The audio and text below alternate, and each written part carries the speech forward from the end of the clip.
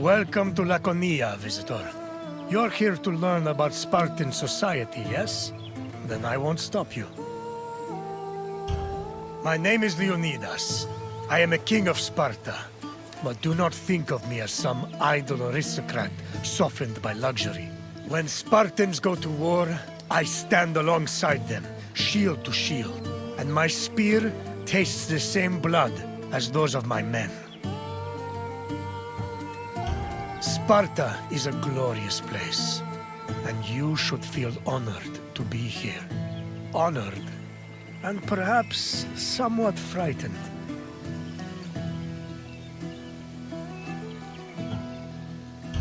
Sparta had a unique hierarchy, especially compared to the rest of Greece. Everyone had their place, and you will soon learn what those places were.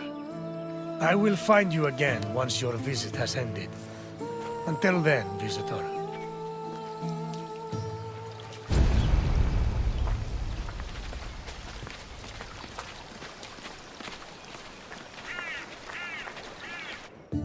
Spartan society was structured around austerity, self-sufficiency, and a hostility towards foreign elements.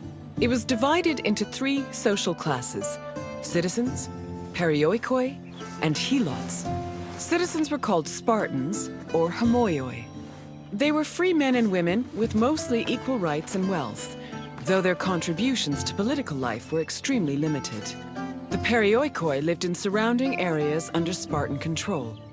They cultivated the land and were primarily merchants and craftsmen. They were also part of the army, and their lands were the first line of defense in the event of a hostile attack. Helots were Sparta's lowest class. They were people who had lost their freedom to the Spartans, and they served the city as slaves. Helots were considered property instead of people. As a result, they had no political or civil rights.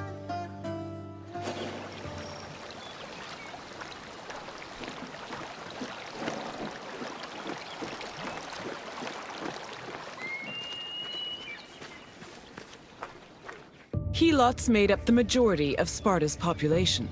According to Polydeuces, they lingered between slavery and freedom. Two elements made Helots differ from other slaves.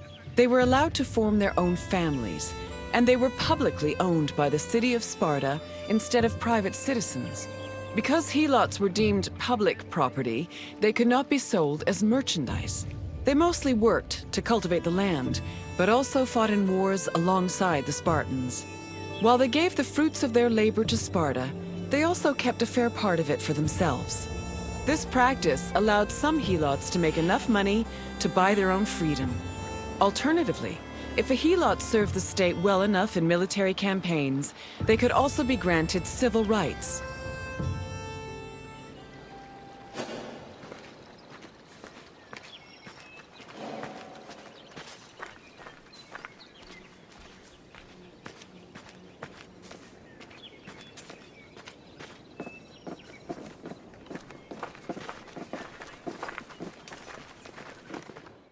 The founding of Sparta is dated around the 9th century BCE. Historical information about the city is limited, but it was known to extend into the region of Laconia. Over time, Sparta started encroaching on the territory of Messenia, eventually leading to war.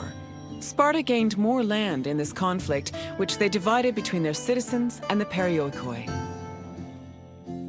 The aftermath of the Second Messenian War, from 640 to 620 BCE, then divided the population into three groups: the homoioi, the perioikoi, and the helots.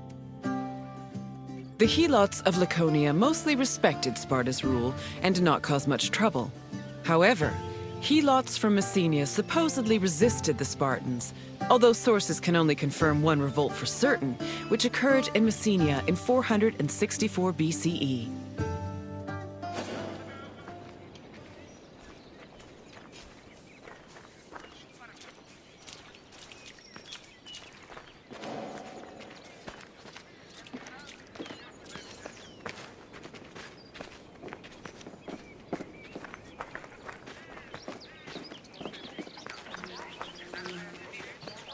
Τι γίνεται? During the 5th century BCE, helots were quite active in the army, especially during the Peloponnesian War. They served as hoplites on land and as rowers during naval battles. In both cases, they gave Sparta an important numerical advantage. For every Spartan on the battlefield, there were at least 7 helots. Although many ancient sources say Spartans had a hostile relationship with helots, they were much more likely to treat them better in times of war. For example, when 300 helots and 120 elite Spartans were captured by Athens during the Battle of Sphacteria in 425 BCE, the Spartans promised the helots their freedom if they served them well in combat. Similarly, around the same time, the Spartan general Reshade fought a battle alongside 700 helots. Impressed by their courage and loyalty, Reshade later freed them all and allowed them to join the Perioikoi.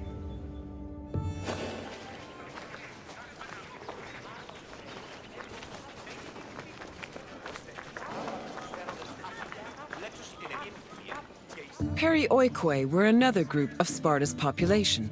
They lived not in the city itself, but in its surrounding areas. The Perioikoi were never hostile against the Spartans. In fact, both groups together were known by the collective name Lacedaemonians.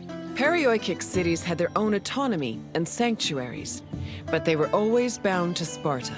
They were allowed to develop their own local laws and economies, but could never reach a level of prosperity that rivaled their parent state.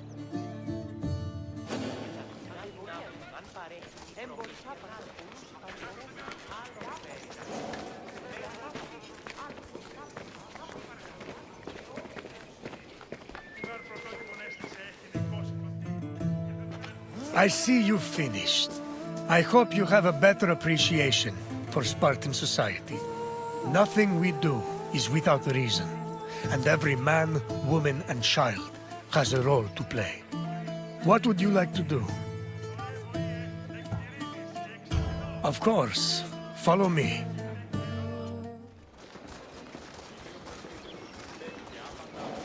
Greetings, visitor. You stand in Sparta's political center, where all of the city's most important decisions were made. You should feel honored. Spartans may be unequaled on the battlefield, but some situations are better solved by a meeting of minds than a clash of swords. Not many, mind you, but some. Sparta's political system was unique in the Greek world. While Athenians wasted hours on end whining and wagging their tongues at each other, Spartan kings made their decisions swiftly and deliberately. They preferred action over words. Come find me again when you finish your visit. We will speak more then. Farewell.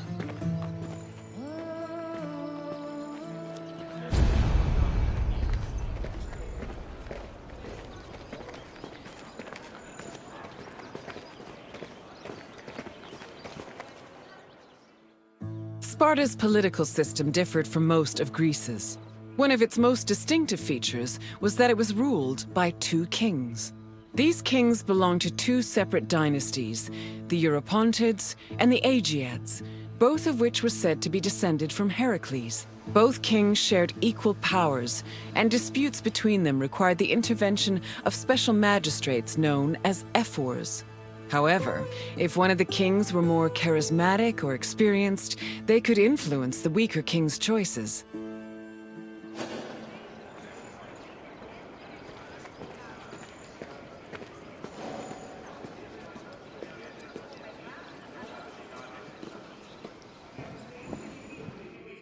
Spartan kings had several responsibilities and functions. As lifetime magistrates, they were technically Sparta's priests and strategists, and their duties encompassed everything from politics to justice. Originally, both kings would lead military campaigns in times of war.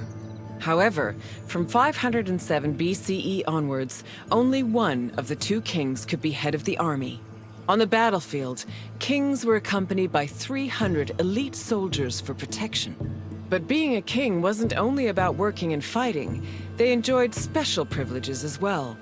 Spartan kings lived at the expense of the city, owned royal estates in the surrounding Perioikic cities, and received the majority of the spoils of war. When they passed away, they were buried with special honors, and the population mourned them for a period of 10 days.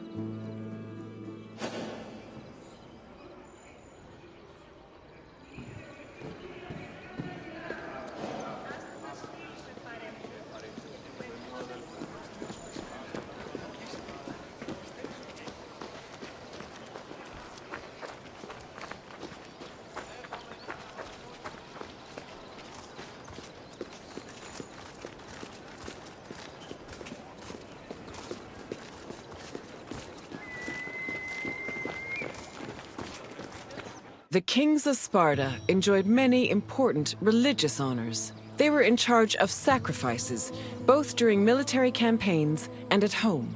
The kings received double portions of the meat at all communal meals, and they were also the first to pour libations.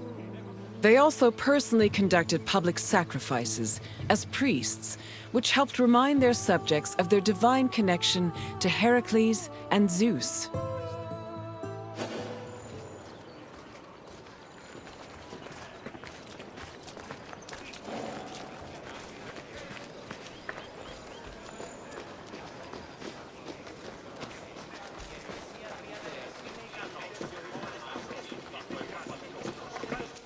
The ephors, or overseers, were 5 magistrates elected by the Spartan assembly.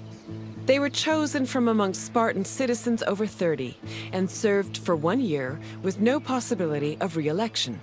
The ephors played a large part in administrating the city and were considered the most democratic agents in the Spartan political system. They had judicial power and ordered the dispatching of the Spartan army during wars. They also met and negotiated with representatives from other states, in addition to running the agoge, the Spartan education system. While not as powerful as the 2 kings, the ephors still held great sway over Sparta's affairs.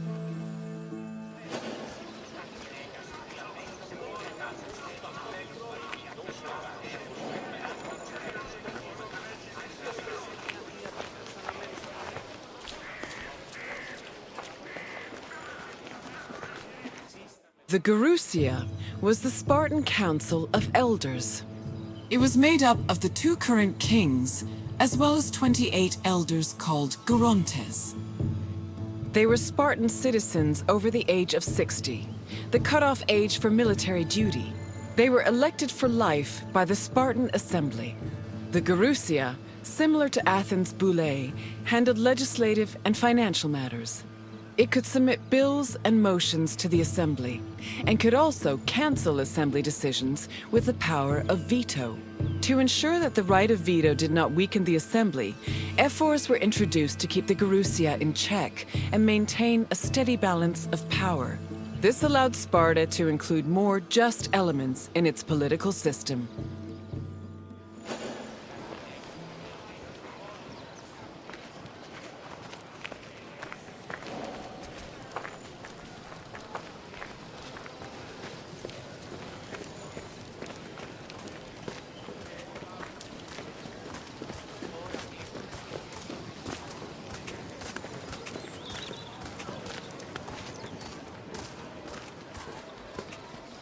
The Spartan Assembly, or the Apella, was made up of Spartan citizens who were over 30 years old. Its exact meeting place remains unknown, but it was presided over by a special member of the ephors called the eponymous ephor. The Apella had limited authority, since any decision it made could be overruled by the Gerousia. But thanks to the efforts of the ephors, it still played an important role in Spartan society. The Apella dealt with topics like foreign affairs, war declarations, peace negotiations, and more. They also elected ephors and Gerousia members, and could both grant political rights to foreigners and remove them from Spartan citizens.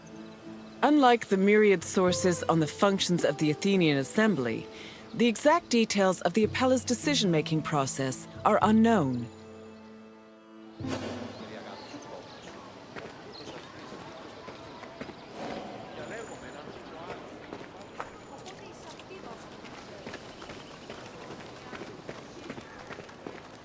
I see you finished.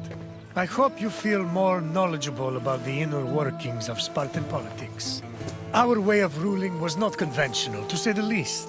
But it served our purposes well. What would you like to do? As you wish. Come with me.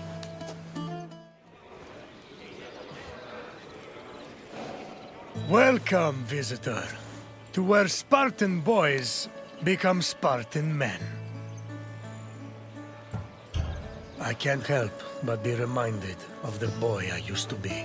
I wonder what that boy would think if he saw me today. Would he be proud? Intimidated? Or would he pity the tired old man standing in front of him? But such thoughts are meaningless. Let us move on. The agoge was Sparta's strict education system. The strenuous regimen took in the young boys and then reshaped them until nothing was left but the strength, intelligence, and resolve of a perfect Spartan citizen. I will find you once your visit has ended, and we will talk further.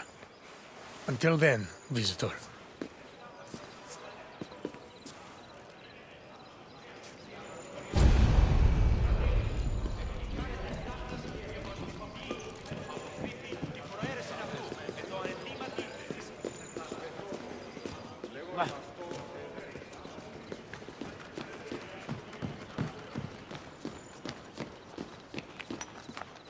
Sparta was a Greek city located in the Peloponnese. It differed from other cities of the time in that it had no walls. Sparta originated as 4 neighboring villages: Patane, Limnes, Mizoa, and Cynosura, all of which shared the same political, military, and religious life. After 2 wars with the Messenians, the city's territory expanded even further. By the 5th century BCE, they allegedly controlled almost half of the Peloponnese.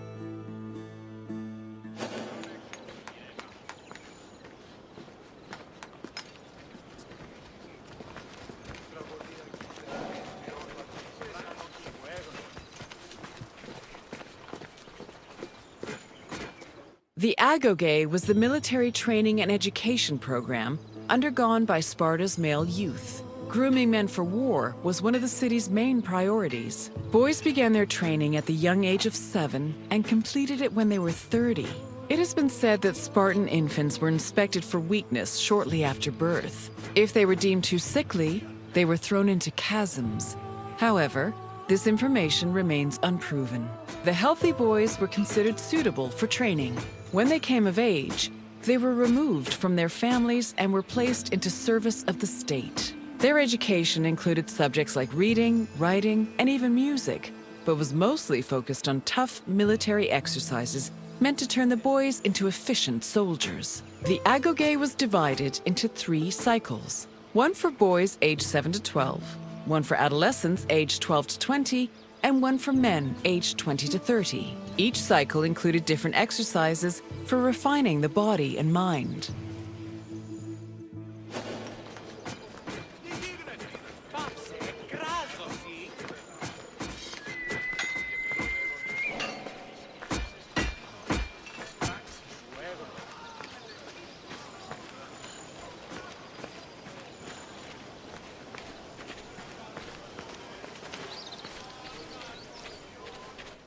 Sparta played a large role in defeating the Persians during the Greco-Persian Wars in the 5th century BCE. They held their king Leonidas' glorious death at the Battle of Thermopylai in particularly high esteem. Because Leonidas was killed in battle, Sparta believed he died a good death and showed incredible bravery, qualities to be held as a model for all Spartans. This idealized bravery was embedded in the city's collective memory and was the main quality people strove for in the agoge.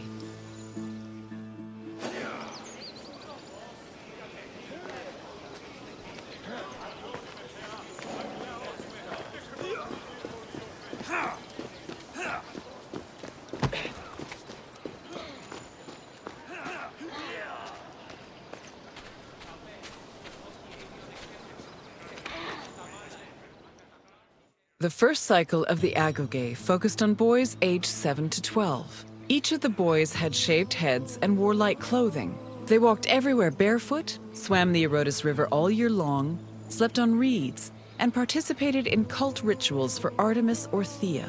The boys were grouped into herds, or agoli, and were supervised by older adolescents. Once they reached the age of 12, they entered the second cycle of the agoge, which aimed to integrate them into the society of citizen soldiers.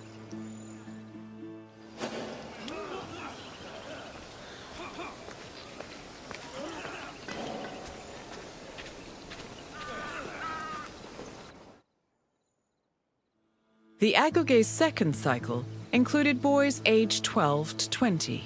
When they reached the age of 20, the young men were dubbed Erines and could officially serve as hoplites in the Spartan army. Until the age of 30, Spartan men lived in communal mess halls called Sosgenia. From the age of 22 onward, they were permitted to start a family, but 30 was viewed as a more appropriate age to get married. Spartan men served in the military until they turned 60, when they were designated as elders, or gerontes. However, many were known to continue serving anyway, such as King Archimedes III, who fought in the army until he was killed in battle at the age of 62.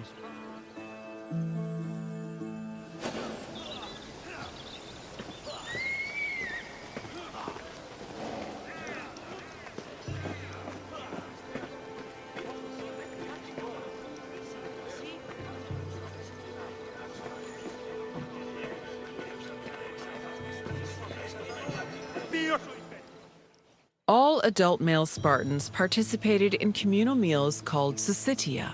The attending Spartans contributed different kinds of food on a monthly basis, in addition to a small sum of money to pay for meat. Each man was entitled to one portion of a meal, with the exception of the kings, who received 2 portions. Syssitia attendance was mandatory for every Spartan fortunate enough to be part of the group. The meals had great political significance. According to Xenophon and Plutarch, the syssitia was designed to foster a sense of equality between citizens. It also demonstrated the self-restraint and moderation of Spartan society. But in reality, the syssitia only increased the differentiation between the rich and the poor. Those who could not afford to contribute to the communal food not only missed their meals, but also lost their right of citizenship.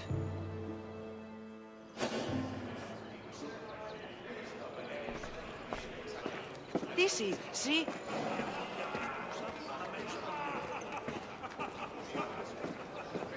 Your tour has ended. As you have seen, the agoge was not for the weak or faint of heart, but it did its job in producing skilled warriors and shrewd citizens. What else would you like to do? As you wish. Come this way.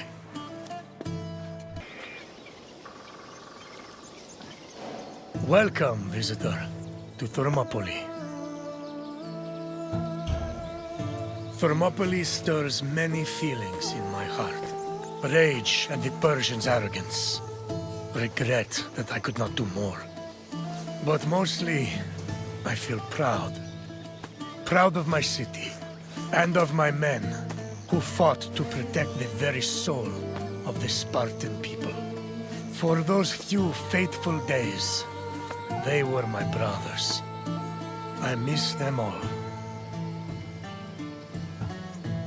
Thermopylae was where a courageous group of Spartans stood amongst other Greek soldiers and held off the forces of King Xerxes, the Persian. When you're done, find me and we'll speak more.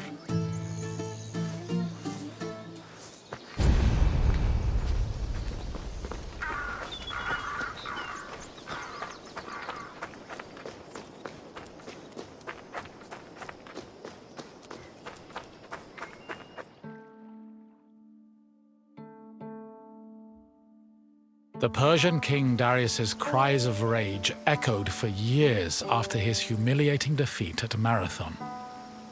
Even after Darius's death, his son Xerxes continued to seek vengeance against the Greeks. According to Aeschylus, Asia was emptied of all its men. Greek spies brought the news of Xerxes' imminent invasion back to their homeland. Afterwards, many discussions were had on the best place to mount a defense. In the end, the Greeks decided on Thermopylae. The area featured a narrow pass that could act as a bottleneck for the Persian army, negating their numerical superiority.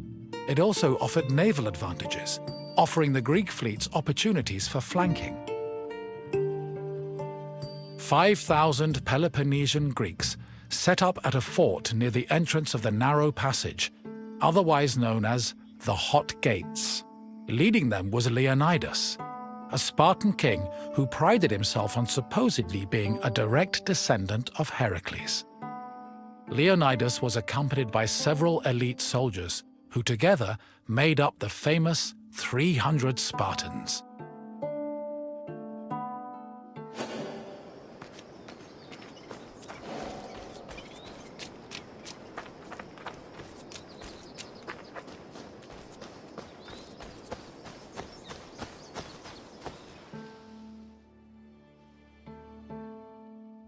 The Persian army arrived in the summer of 480 BCE, preceded by a flood of rumors regarding their strength and numbers. It was claimed they consumed 6,000 tons of wheat every day, and that they dried every river and brook they passed to quench their near insatiable thirst.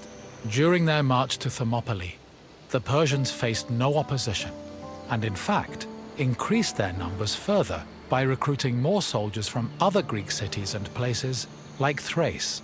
According to Herodotus, the last count of the Persian fleet was numbered at 1,207 boats, mounted by approximately 240,000 men.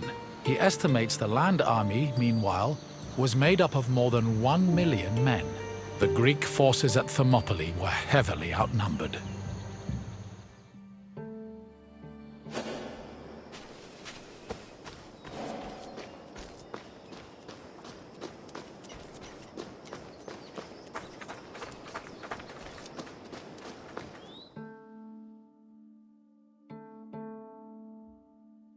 Xerxes believed that at the sight of his massive army, the Greeks at Thermopylae would flee in terror. Instead, they deliberated. The majority of the Peloponnesians wanted to engage the Persians on the Isthmus of Corinth. Leonidas, meanwhile, believed it was wiser to stay put in Thermopylae. While the Greek forces debated, a Persian horseman was sent to spy on the enemy. He returned to Xerxes with surprising news. Not only were the Greeks not fleeing, but the Spartans guarding the fort were exercising and combing their hair. A far cry from the fearful soldiers Xerxes expected. To increase the pressure on the Greeks, Xerxes waited 4 more days, then attacked on the 5th.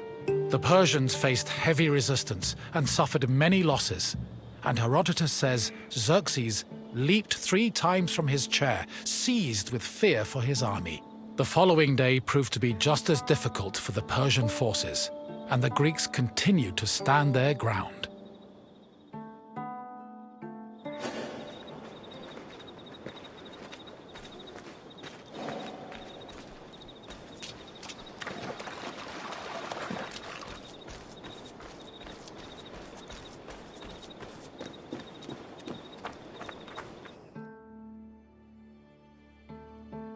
The Persians seemed poised to be held at Thermopylae indefinitely, until an inhabitant from the region came forward with information. He told the Persians of another route which could take them around Thermopylae.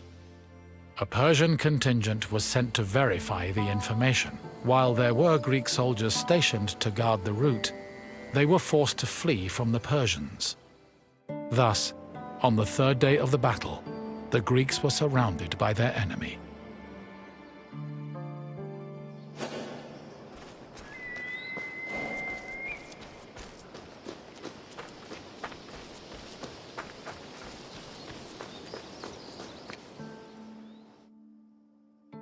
With the Persians both in front of and behind them, the Greek forces at Thermopylae realized they had 2 choices: flee to live another day, or stand and fight till their last breath. Most of the Greeks chose the former option, but some stayed, including Leonidas and his 300 Spartans. For the Spartans, dying a glorious death was one of the highest honors they could achieve. The few members of Leonidas' Spartans who did not participate in the last stand at Thermopylae felt that they had missed an opportunity for honor and either committed suicide or continued living under the mockery and disgust of their fellow citizens. The Spartans' last stand was not only for glory, though. Had they not held off the Persians, the Greeks' retreating forces would probably have been cut down by enemy horsemen.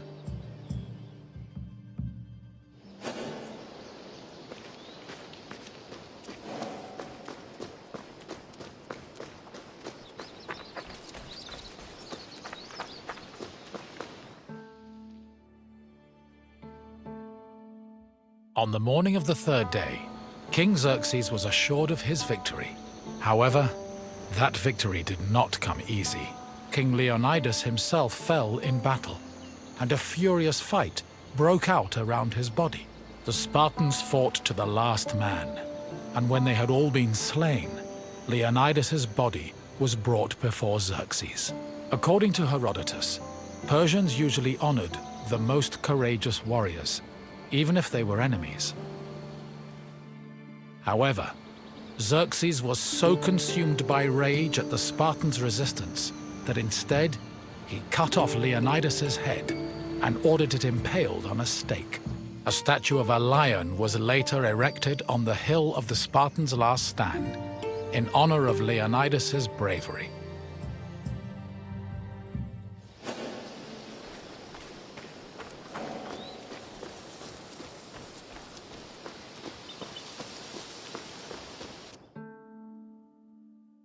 Though they were victorious, the Battle of Thermopylae shook the morale of the Persian army. They had lost thousands of men, while Greek casualties only numbered in the hundreds, and due to the sacrifice of the Spartans, the rest of the Greek army had been able to successfully retreat and regroup. As a result, even as Xerxes set up camp at the foot of Athens' Acropolis, ready to get revenge for his father's humiliating defeat at Marathon, the Persians were more anxious than confident. They were more aware than ever that the Greeks did not fear them and were ready to die defending their land.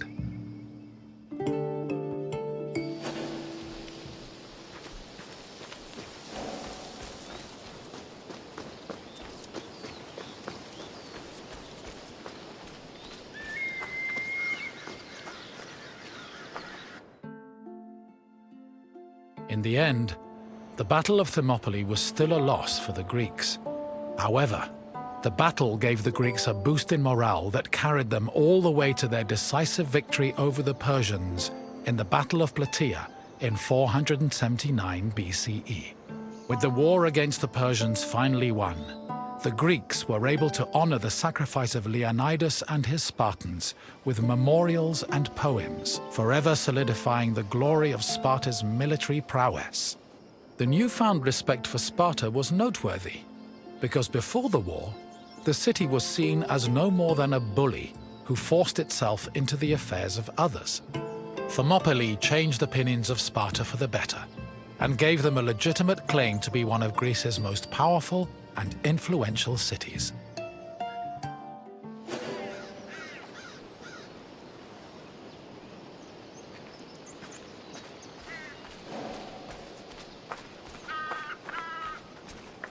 You've finished. I hope you understand the magnitude of the sacrifices made at Thermopylae. Without them, the Greek people would have surely ended as a footnote in Persian history. Is there something else you'd like to do?